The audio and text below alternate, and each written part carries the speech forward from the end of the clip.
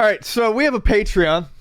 You're skipping the semi-political topic? We'll keep it short. It's a shorter podcast. I'm sick, and Pat's got to edit, so... I have another podcast I got to do later today, too, and I need a nap. Okay. We got a Patreon. This is the second time this has happened. How do you access the Patreon first, Ian? Patreon.com/CUpodcast. You sign in using your credentials. You to log in, sign up. You give them your name and a credit card, right? We do this. We love you. We do this podcast. You don't have to pay us anything, but if you would like to exchange money for services, Patreon's the vehicle that lets you do it. Keeps the LED lights on. Keeps them on. There's like 12 in this room. Keeps them on. Keeps me in Dayquil.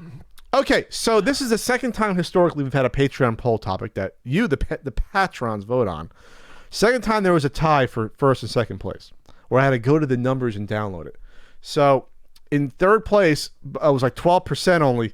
Sony skipping E3? Yes, because E3 doesn't matter really that much anymore. Shh. First place tied, 46%. I had to download it, and it won by one vote. In second place, are console generations now over? Oh!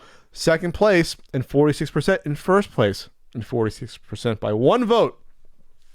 Ian, what are some of your favorite retro PC games looking back? I'm going to pull up my good old games account. I freaking love old PC games, man. And the more time goes on, the more I realize how much I like them and how much some of those games I can just go back to endlessly. I always mention Civilization, so I'm just going to bring up Civilization in passing because Civilization tends to be my answer all the time. I have 50 games on good old games. I probably played 2 of them. Doom 2. I mean, I know that seems like an easy answer, but Doom 2 is one of my favorite games of all time. I go back and play it every couple of years.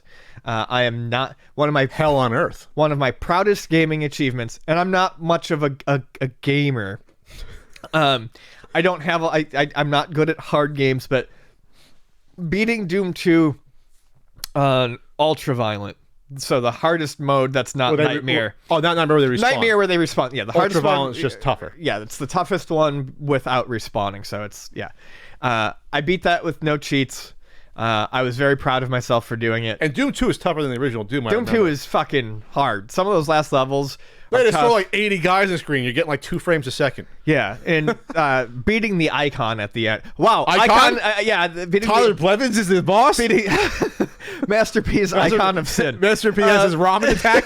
He's throwing ramen at you. It's Master P's head when you clip through the wall. If you cheat. Poor Commander team.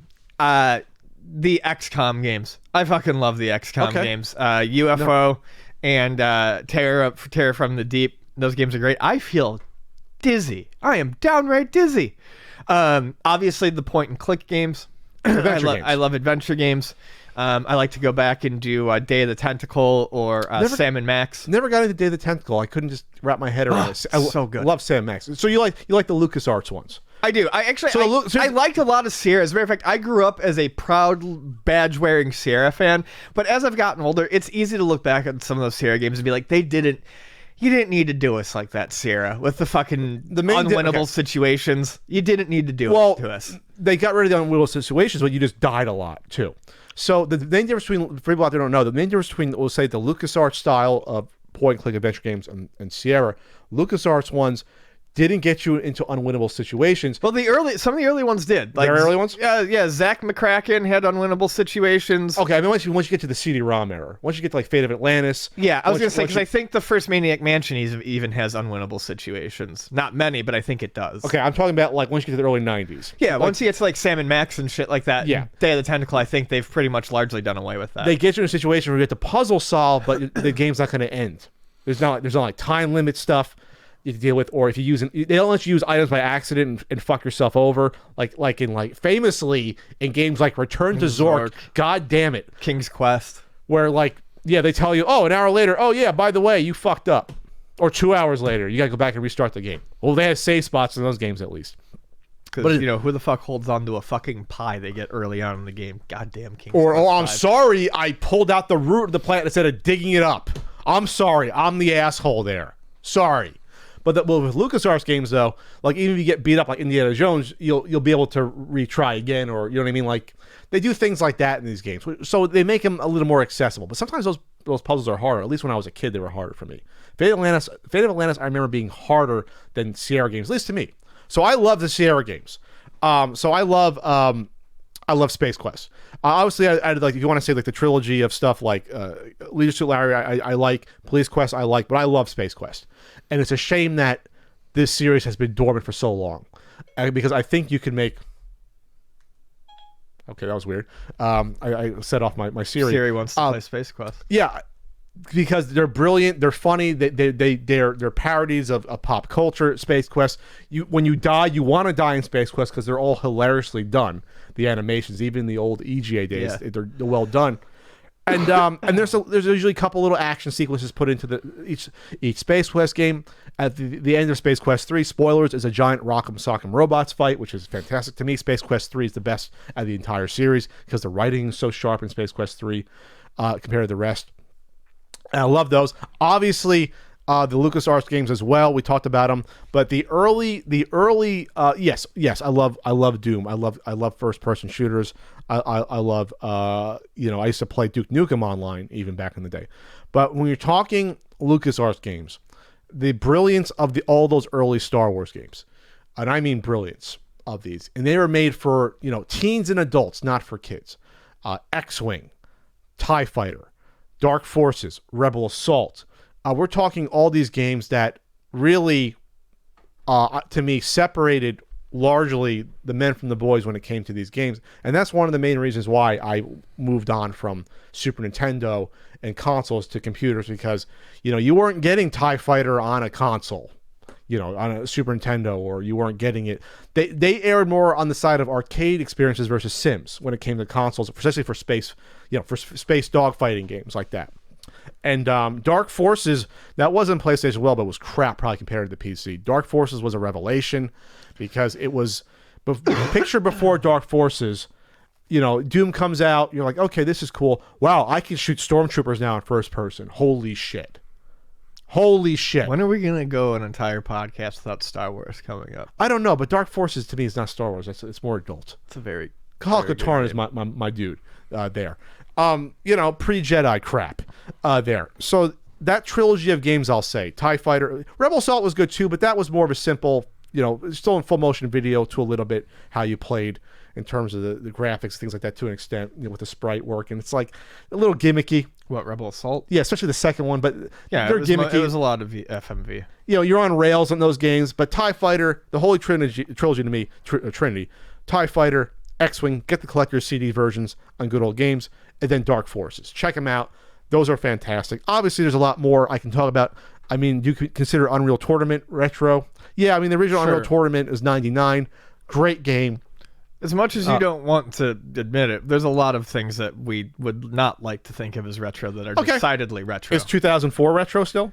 To me, I'd say that's about that's getting close to, that's about cut off. The hallmark of the series. Now, the original Unreal came out. That came out a year before Unreal Tournament. That was 98, I believe. So the original Unreal was just a first person shooter, like with some open-ended adventure stuff. You're on an alien planet. You're like a prisoner, has to escape. Many people don't talk about the original Unreal, but obviously it came up with all the awesome weapons that would go on to the Unreal Tournament games. But that game, it was my first real foray into first-person shooters multiplayer, because I played it on the T1, the brand new T1 LAN at college, with all the people down the hall, all the hallmates. We played 8-player Unreal at the time. It was magical. Playing Deck 16 back in like 98, 99, and it was pretty good with the lag because we had a T1 LAN. It was fantastic. Setting up, we played for fucking hours. That game, brilliant game. Taking off people's heads with the razor jack, the flat cannon, the original sniper rifle back then before the scope. I mean, you can scope, but there was no scope on the rifle. Whatever. We're all Unreal nerds talking about this. Well, anyway, what's the point? Oh yeah, Epic Games is abandoning that franchise. That's the point here. Anyway, so it all comes back to that. So anyway, yeah. Good Old Games has sales every once in a while where it's like, that's why I have 50 games. I probably play 2 of them where it's like, all these games are 85 cents. And then it knows in your wish list which ones go on sale. So you have to buy them because they're so cheap. Because you don't have to worry about DOSBox or anything like that. That reminds me that I grabbed the Like I have all the Quest of Glory games on here somehow. I've never played a Quest of Glory game in my life. I know it's a good series. They must have been on sale for like $2 for all of them, so I bought them all. You know. Sorry, what? I have Pirates Gold. Play Pirates Gold if you ever played Pirates. Pirates Gold is great. Oh, I was gonna say, yeah, I recently got all the gold box AD&D games. I'm gonna have to play those soon. The ones from the 80s? Yeah, from GOG. Like 4 or 5 of them? 80s and early 90s, I think, yeah. Those go for a little bit of money. I have a few of them in the box. They're very fun. The last time I saw them at the swap meet, I was so disappointed because they're all laid out there. There had nothing in the boxes. There was just literally like mint. I should have just bought the boxes. Looking back, but I was like, no, you shouldn't have. There's no need for you to buy the boxes. Oh, I did it though. So you don't need any more shit. I made a breakthrough. All right. See, aren't you happy? I am. So, okay, let us know. Worms Armageddon. I played that semi-competitively. Well, I mean, I fucking love Worms games. But Armageddon was a sequel, right? That was... Armageddon is probably, in my opinion, the peak of the series. Wasn't too much fluff. That was the third one, I believe. Super Sheep aside, it wasn't too much fluff. It seemed like it was the... Holy Hand Grenade is wonderful. The weapons... I haven't played a huge amount of Worms, but I do know that on that game in particular, the weapons seemed very balanced. Mm-hmm. And you really had to be smart about, okay, do I use the shotgun to take them out? It's like, what? It's going to be like a couple of shots. The shotgun point blank. Super Sheep. Come on, Super Sheep. Was that your special weapon? I used to know like all the min-max. I used to use the Holy Hand Grenade as my special weapon. Super Sheep was great because you could I used to know like the minimum and maximum of all the damages. Oh, yeah. Shit. I used to know everything. Shotgun, 25, 50, or, machine gun if you hit every single bullet. Love that series. I used to, you could incorporate your own sounds into the game. So I had all Married with Children Al Bundy sounds. I remember, yeah. In the game. So when he would yell out in pain when you got hurt. It was great. Worms Armageddon. Oh God, I want to play Worms now. God, I got so out of any game, I believe Worms Armageddon I would get the most pissed when I lost playing online versus any first person shooter.